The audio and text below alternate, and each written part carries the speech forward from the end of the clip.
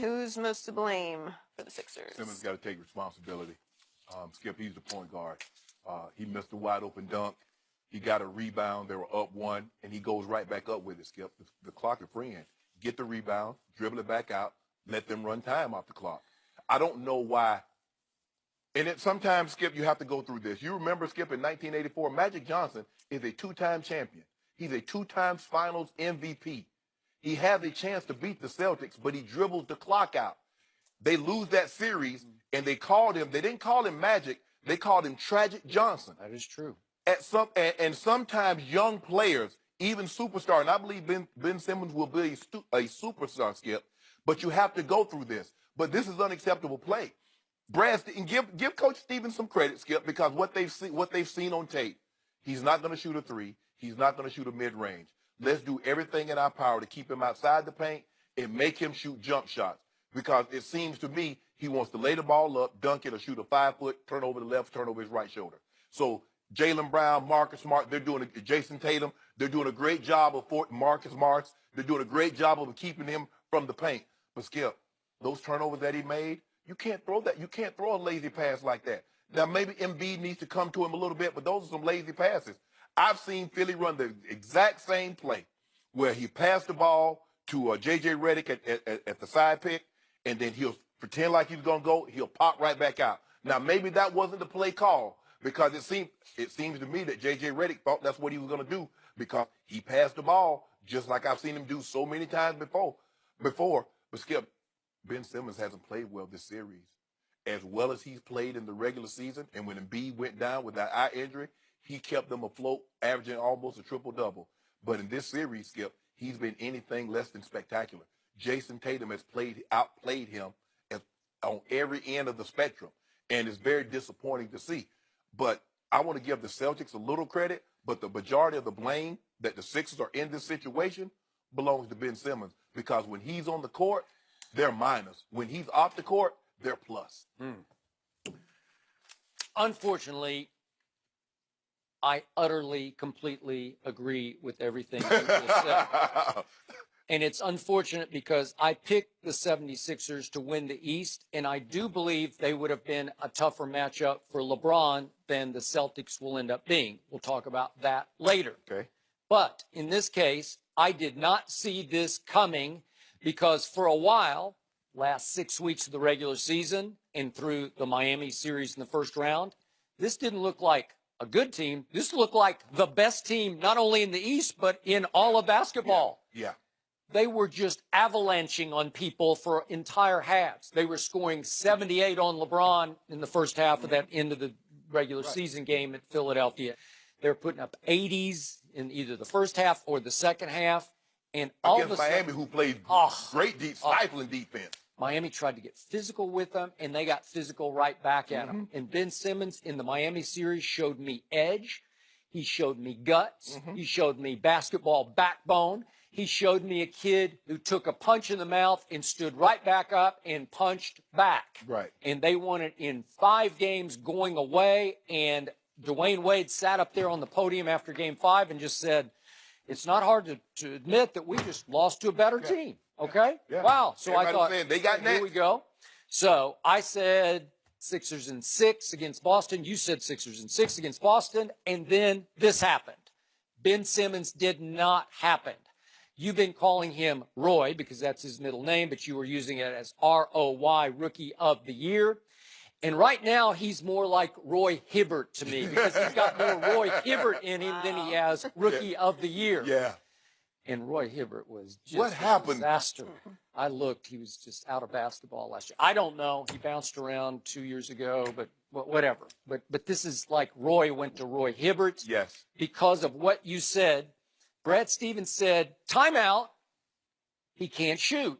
So if we just keep him out of the lane, if we keep him up the top of the circle, he's going to be just another guy. Right. And that's what he looks like to me, because when he drives it and he gets you vulnerable up close to the basket, because he's 7 feet tall, then he can do one of two things. He's got a little bit of game inside. He's got little turn shots and twist shots, little whipped cream shots that are good. He's got real basketball skills. Nice touch with either hand around the basket. Within 5 feet, he's really good.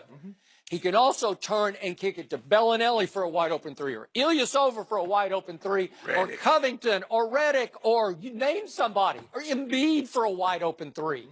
And all of a sudden, he's relegated to dribbling passively at the top of the circle, looking around. I don't know what to do. I guess I got to give it to JJ. And JJ winds up forcing up a contested three while falling sideways. Bellinelli, same thing over on the other side. It won't work. So their offense against Boston has constantly degenerated into, well, let's just clear the side and let's just lob it over to Embiid on Horford. Right. Well, obviously he's got, what, 4 or 5 inches on Al? Easy, maybe more. Al Horford is a man. Al Horford is a 5-time All-Star who knows how to defend. He knows angles. He is stout. He can get up underneath you. And Embiid has a hard time trying to figure out how to create a shot except to just go up and shoot a jumper. Right. And you know what's going to happen most of the time in that case. Even though he's got a sweet little touch, that's not how you're going to beat the Boston Celtics. You got to get it in the lane to Embiid where he can just overpower, just like go Wilt Chamberlain over Al Horford. Yep. And they can't do it. And so it gets worse and worse and worse. And I thought they had saved themselves from themselves when my man Marco Bellinelli made the shot of shots at the end of the game. And unfortunately, he could not get his feet set outside of the three-point line. He was on the three-point line. You got to know. And, well, I agree, but it's just he fell completely out of bounds on the catch and shoot, and yet Brett Brown, his coach, went running off the floor like it was Because he said we drew it up to have hit a walk-off three. And And it looked like it. I thought it was. I was dancing. The thing is, Skip, and you give Coach Stevens some credit for him to call timeouts twice in those situations where he didn't think they had the shot that they wanted. But they've got nothing for Robert Covington, Skip. In 2 of the 3 games, he's had 0 field goals made. That's not good enough. He's a 10 to 12 point a night. They need those points. Skip, on that pin down, Covington, you have no help backside. Why would you front? And I get it, they got the pick. No, they got the switch. They got the switch. So Yeah, Embiid followed Jaylen Brown way. Followed him way to the Philly Genos. I don't know what you're thinking. I don't know why he went way out there. No. But Covington, okay, now they got the switch. You're fronting Al Horford. You know there's no one back. As soon as you field him, now you got to peel back around and play behind him and make him shoot that shot over you, Skip. You're going to let him get a layup, an uncontested layup? He's going to make that shot every time. That's not good enough. The Sixers are better than this, Skip. They're better. Skip, they had a 21-point lead in the second quarter of game 2. With 4.5 minutes left in the second quarter. And somehow they let them whittle it down to 5. Yep. You got to close that out. You go up 5 in overtime with 3:37 left. Skip, you got to win those games. You're on your home court, and Ben Simmons threw the ball away. But it just goes to show you, Skip, he didn't know what else to do. He doesn't feel comfortable with the ball because he knows he can't shoot a jump shot. He really doesn't trust himself at the free throw line. So what does he do? He goes right back up. Well, I've done that play a lot of times. This is not the regular season, bro. This is the playoffs. Grab that rebound, dribble the ball, because they got fouls to give, but you're going to run 2 or 3 seconds off the clock, Skip, before they get to you and foul you. Now you get an opportunity to run and play. Maybe you get a better shot. I just felt that under those circumstances, I just felt Ben Simmons succumbed to the pressure a little bit. He did not play like the rookie. He did not play like what we have seen throughout the regular season and in the first round of the playoffs against the Miami Heat. Now, I give you this. As you advance, the teams get better. It gets more difficult. But if you want to be a superstar, you rise to those occasions. And he shrunk. He shrunk 3 occasions in a row. First game, he had 7 turnovers. Game 2, he scored 1 point. Game 3, he shoots 0 free throws. And as you point out, he missed the wide open dunk and had the turnover pass late, among lots of other breakdown errors that you were just saying. What has happened to you? Now let's look at him on defense. Do you realize he finished 8th overall in the NBA in individual defensive win shares? Do you realize in the playoffs he's fallen to 64th because he winds up too often on Terry Rozier? He's got no hope. No. Terry Rozier's 6'1", he's 7 feet, and he can guard pretty well on the perimeter, but that's just a mismatch. And the thing is that what Rozier is doing is that, Skip, he can't miss in the fourth quarter. So he's pulling up at threes. Okay, so Ben Simmons hugs up to him. Guess what he does? He goes by Ben Simmons. Because I don't care. You're 7 feet tall, Skip. You're not sitting in the chair playing defense on the edges. That's not what you're going to do. So what does he do? How does he get the situation? Because if he stands back, Rozier's just going to pull up. And Rozier's hitting threes with hands in his face. So you definitely do not want to leave him wide open. No. And Simmons can't stay with him foot speed-wise. So he's in a very, very tough spot. But the way to offset that is to punish them on when you have the ball. That is correct. And he has yet to punish them, make them pay. So they got the work cut out for him because Boston Celtics smell blood. They're not going to go away.